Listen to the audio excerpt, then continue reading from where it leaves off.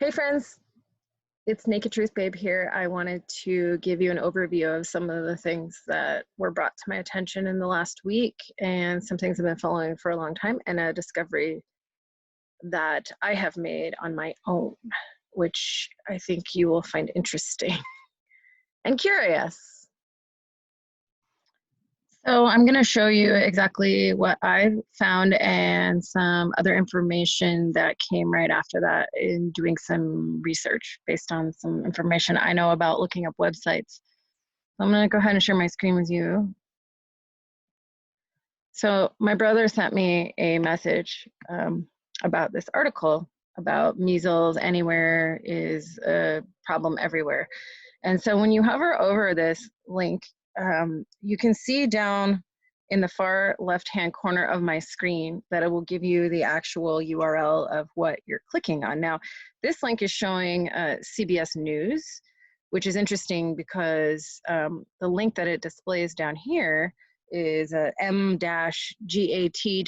So m.gat.es, spelled out weird with, of course, some Facebook tracking code. So anytime you click on a link through anything in Facebook whatsoever, you're going to get tracked. It tracks every single thing you do. So that's why when you click on links in Facebook, you'll notice that it keeps you in Facebook and that link is tracked and everything like that. So I'm going to show you right here this link. So just take a look at the link that was sent, which is Measles Anywhere is a Threat to Kids Everywhere by CBS News. But then down below, if you notice in this area, it's going to pop up right there. The link is something else. So when I go to open that link, it takes me for a brief second to this page, which you can notice there's absolutely nothing there. And when I went to open that page just directly on my browser, same thing. You can see it's got an HTTPS address, which is a secure socket layer, which typically is secure, but it's showing not secure. And there's nothing on the page. Well, that's odd. And then what it'll immediately do is send you through to the article. So you probably won't even notice it depending on how fast your connection is. My connection's a little slow here. So I noticed that it, for a split second, went to a different URL. So it goes to the m.gat.es first, and then it takes you to the article on CBS News, which is about vaccines and the Bill and Melinda Gates Foundation. Interesting. Okay, cool. So what is this site that you're going to, even though Facebook's tracking the link clicks, so Facebook has that data. Cool, they have it. You can buy, buy ads and target people based on where they're clicking and things that they're interested in Facebook. That's not illegal. But this website here, I thought, well, what is the deal with this website? And then I went and looked at the source code for this page because there appears to be nothing on it. Yet, when I look at the source code, you can see that there is like a lot of code for a page that appears to be blank, which is really interesting. So this is all hidden on the page, and a lot of it has to do with where this thing is being hosted and like tracking and all that kind of stuff. So, and I'm not a code expert. I can understand some of this, but there's a lot of code on the page for a blank page, what appears to be a blank page, because all of it's not shown in text in a visible viewing space. So then I went ahead and looked up like this. Anyone can look up any website on who is, and who is, it will usually tell you like where the domain is registered. So I was like, well, who owns this domain? Like, what's going on with this? So I went ahead and tried to see who owns it. Well, what's interesting is there's no data. And most of the time when you search one of these things, it'll tell you who owns it. So what's interesting is it's not telling me who owns it. So if I look up one of my websites, it'll tell me like who owns the site. So it's registered, it was bought through GoDaddy, and here's the name servers, and down here, here's all the data of like where it's pointed to and who owns it and that sort of thing. So you can find out that stuff about pretty much any website you want, and you can hide your information if you don't want the public to see, but it usually will return at least this. So it'll show you what domain servers is pointed to and all that stuff. But for some reason, this website has no registrar data, which is quite odd. But then you can look at the DNS records. Well, what the hell are DNS records, you might ask? Those are domain name servers. And what that means is, like, inside your DNS, when you buy a domain, like let's say you're using GoDaddy or one of these, you can go into the records and you can point the different parts of your website to different servers, like a mailbox server for your mail, for your email. You can host subdomains and have different parts of your website go to different hosts and things like that. And then where is your content being hosted? Well, this is like a pass-through site, so it's not necessarily like have content on it. There was a lot of code on the page, but there's no content there.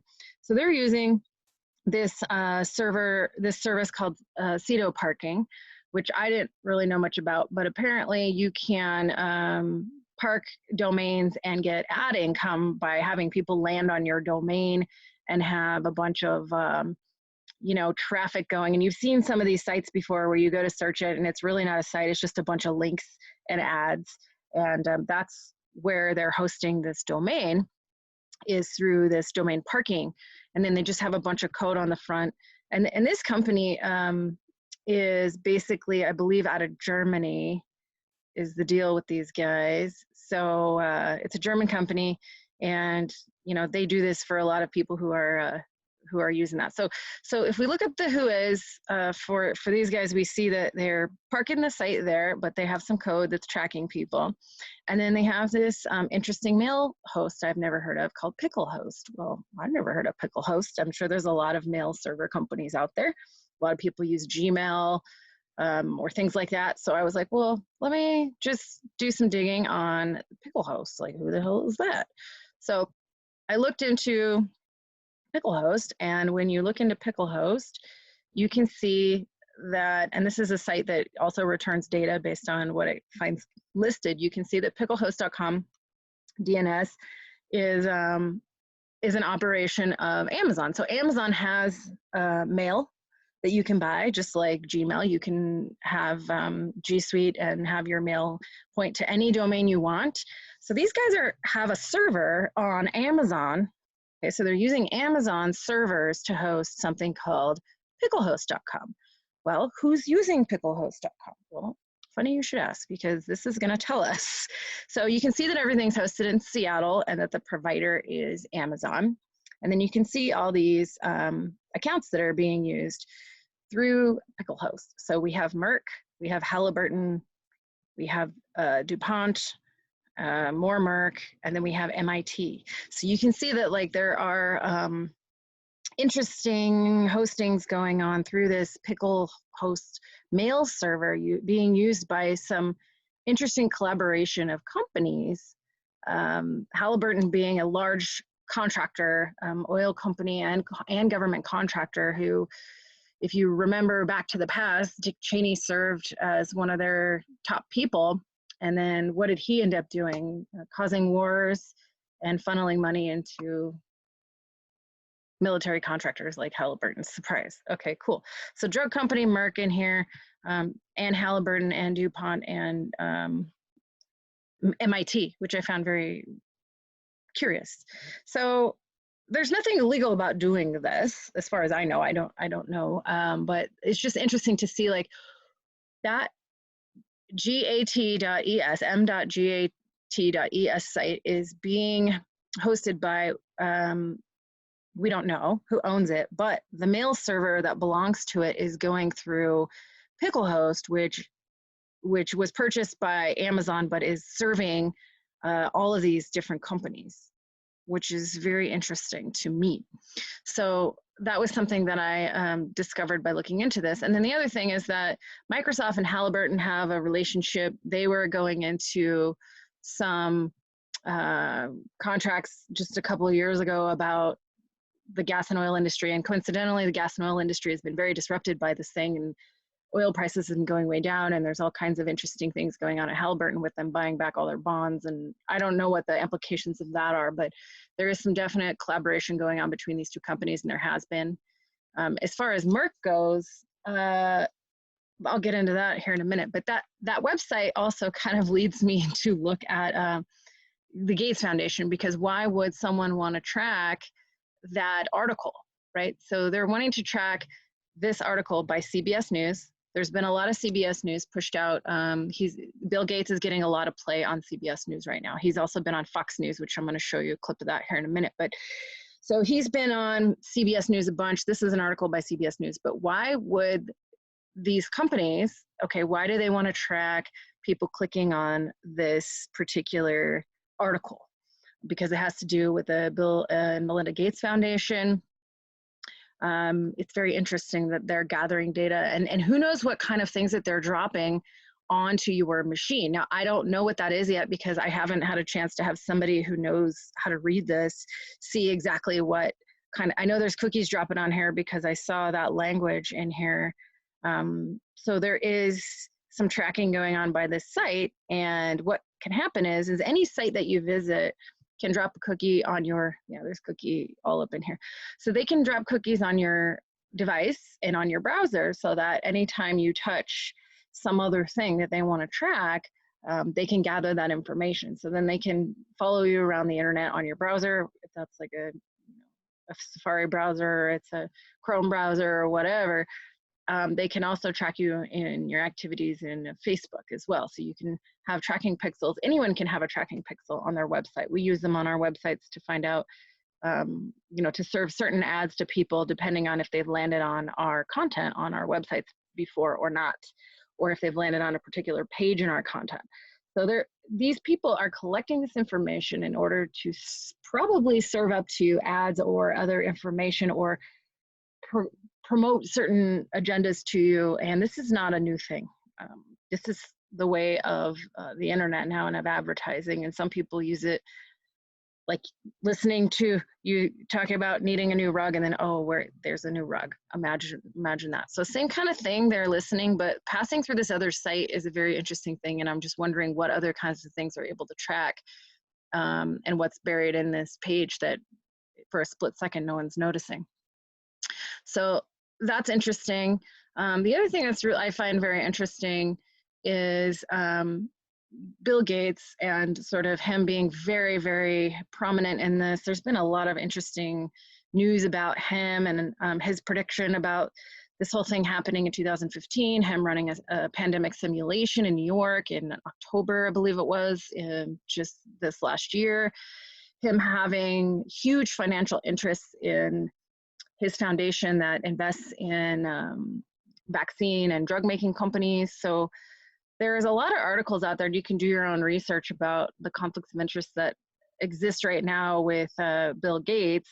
He also made a big infusion of cash to the WHO, and is the #2 donor outside of the United States into the WHO's budget, which I found very interesting, and that some of these announcements came right after his donation to have this special task force, or whatever they're calling it, a special collaboration for this particular coronavirus outbreak. And then all of a sudden now they're announcing things. So this guy has a lot of money. His foundation has started with $50 billion.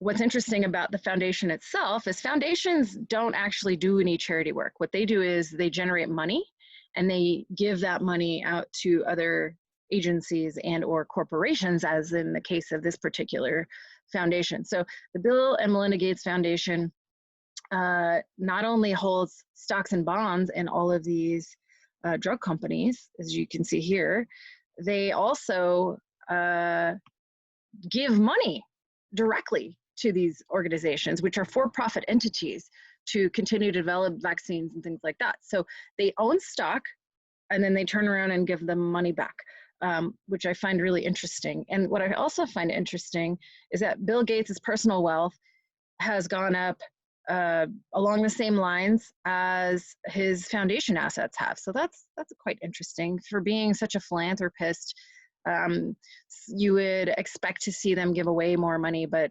actually they're just gaining in assets. In fact, there's another tracking here that shows that their investment income over the past 5 years is more than what they actually gave away. And that doesn't even think about like the money that went back to drug companies. So think about this. They had 50 billion in their foundation, and they bought stock options into not only drug companies, but into investment firms. And so they're buying money into that, and then they're getting investment income off of these companies, and then thereby giving them more money to develop more vaccines so that they're more profitable. So basically, this foundation to me is basically a fund for pushing vaccines. That's all I see that it's doing. And you can read through this whole thing. I read through it all myself, but you know, there is a history of these vaccines not always doing the greatest thing. You can also see here that they're giving away tax-deductible donations, okay, to for-profit businesses, and there's no oversight on this. Absolutely zero oversight. So they're able to give GlaxoSmithKline $65 billion. Is that $billion? No, $1 million, excuse me. $65 million they're able to give to GlaxoSmithKline in a non-profit donation. What? And they own stock in these companies. So like, how is it that makes any kind of sense in there not being a conflict of interest with this man, with his foundation, and with these drug companies, and him being this huge voice in the media about pandemics, and him predicting the pandemics and even holding these pandemic scenarios. So there was several newscasts about interviews with him, and one of them here on Fox News, there's a lot of them on CBS too, was very interesting, and you can watch the whole thing for yourself. It's not very long, but there was a clip in here that I wanted to share because it was very interesting in his portrayal of how we get back to normal. Listen to this. Wants to play.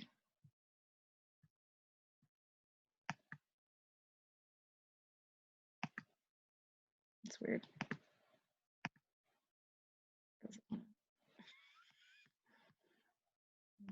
odd that it won't play.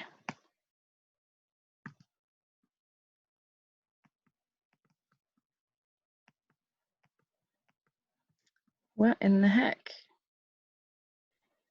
Okay, something was wrong with this, but I refreshed it. So here we go. This is the clip from the Fox News interview. It is fair to say things won't go back to truly normal until we have a vaccine that we've gotten out to basically the entire world. And so, you know, the best people at the foundation who are all about high volume vaccines, you know, are working with many manufacturers, not only on the safety and efficacy, but getting that billions of dose capacity. And so, like China, there'll be a partial opening up, which some jobs will resume, school will resume, but we'll have to be very, very careful not to have the rebound until the vaccine comes. There you have it. Vaccine has to come, and until then, we will not go back to normal. Very interesting out of the mouth of Bill Gates, who has financial interest in all these vaccine companies and stands to make a bunch of money. Now, the stimulus that came out, they set aside billions of dollars for the CDC and for vaccination development. So you can bet that a lot of that money is going to these drug companies, and that they're going to push for producing billions of these vaccines, which may or may not be necessary, since all these other viruses that have come and gone pretty fast, and then they're over and they run their course. So I find it interesting they're planting the seed for this could come back again later. And also it's interesting that the Pirbright company owns a patent to coronavirus and coronavirus vaccines, and they engineered that a while ago so that they were ready for this somehow beforehand, which you can also look into yourself. I won't get into that.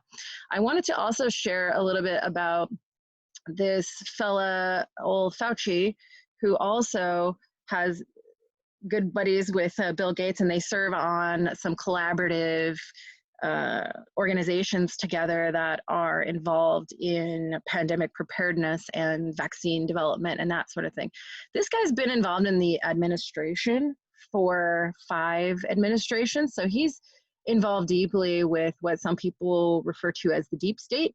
And if you don't know what the deep state is, it's not a made up conspiracy theory. It's a real thing. It's basically the premise that our country has been overtaken by industry. A lot of these companies like Raytheon and Halliburton and so on and so forth have huge government contracts, and they now are, the people in industry now control all the federal agencies and a lot of the administrative posts, judiciary, you name it, because they needed to infiltrate all those levels so that they could continue to profit off of these kinds of scares and these kinds, I mean, you name it, kind of wars and crises. So what these companies do is put these people into positions where they can be the authority. But if you look deeper at where their financial interests lie, almost always they have financial interests, own holdings, or become, after leaving their post or prior to taking their post, they become a beneficiary of those organizations or hold an executive position with those organizations.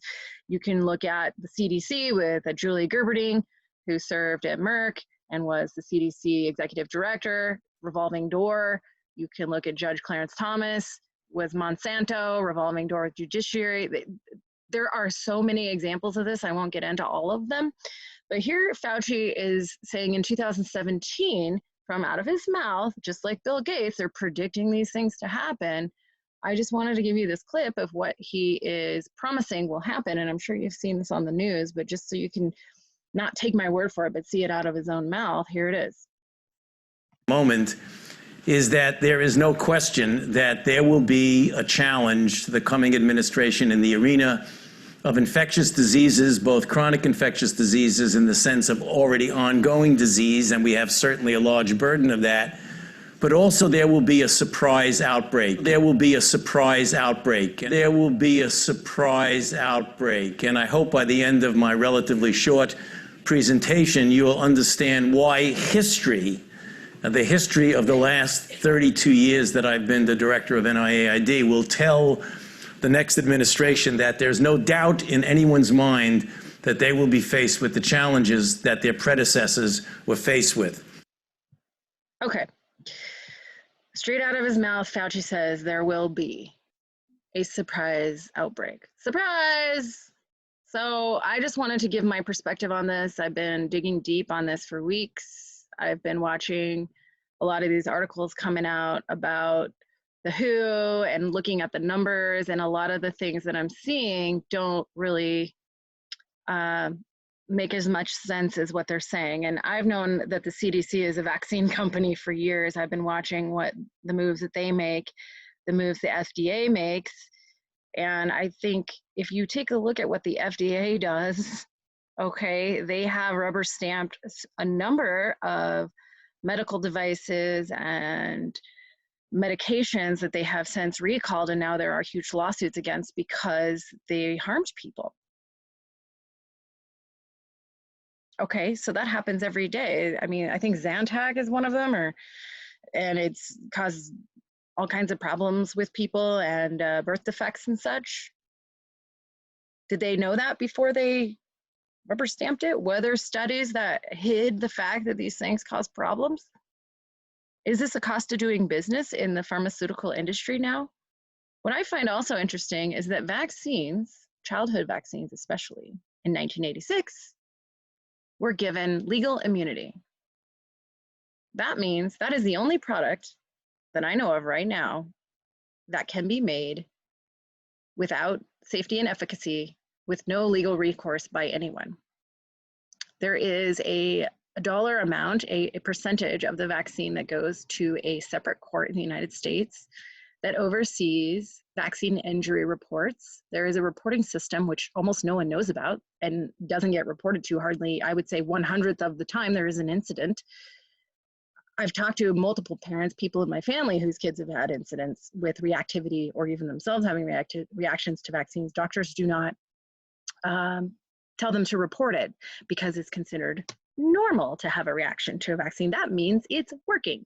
Well, there is no other industry. Vaccine makers have complete immunity. And what that means is they can just keep adding vaccines to the schedule. They can keep trying to force these things on people. And they have, if they're making them unsafe or if they hurt people or kill people or whatever, cause adverse effects. There's no tests on carcinogenic or mutagenic properties with these vaccines, and it says so on the insert if you care to read it. That means if it causes cancer or if it mutates your genes, they don't happen to know anything about that, and it hasn't been tested at all. But there is DNA in there from multiple species. There is all kinds of adjuvants in there that produce reactivity differently in different people. It can alter the properties of your blood flow. So I just question the safety of these things, and the fact that there is now this big scare that's going to push everybody into thinking like, oh no, we need this vaccine because this thing could come back, and Bill Gates is our savior and he's going to make billions of these vaccines. Meanwhile, he's going to profit off of it like he does with every other vaccine. So I just want to get people to think about this. And I have shied away from talking about vaccines a lot because it's very controversial. But at this time, I feel like we need to educate ourselves. And this information will probably be censored. A lot of the things about vaccines are being censored. There was protests going on right before this thing happened in many states where they were trying to pass legislation for mandatory vaccination or removing medical exemptions even, or religious exemptions or parental decisions to not give the 69 doses that CDC now recommends for kids. 69 doses, it's a lot of vaccines. When I was a kid, I think I got 3 or 4. And I think if that was the case, it probably wouldn't argue it much, but to give nearly 70 doses to every kid, that's, I mean, think about that, and just the sheer amount of adjuvant chemicals coming in, and if the body can detox that out and process that amount. It's never been safety tested to have that many in the body, and they can continue to do it, and even if it harms people, they don't ever get sued, so they just continue to make it, and now they're getting money from the federal government, they're getting money from Bill Melinda Gates Foundation. Something doesn't add up here. So I just wanted to share my point of view, and this is all based on information that you can go research yourself. I'll put some of the links to this if you want to check it out for yourself. I spend a lot of time studying because I spend most of my life social distancing already, as many of you know. So I appreciate you watching this. Share with a friend if you feel like this would help them to consider what's happening here. I do this because I care about what's happening to everyone. I am going to protect myself best I can, and I hope that you do the same. With love and respect and gratitude, the Naked Truth Babe.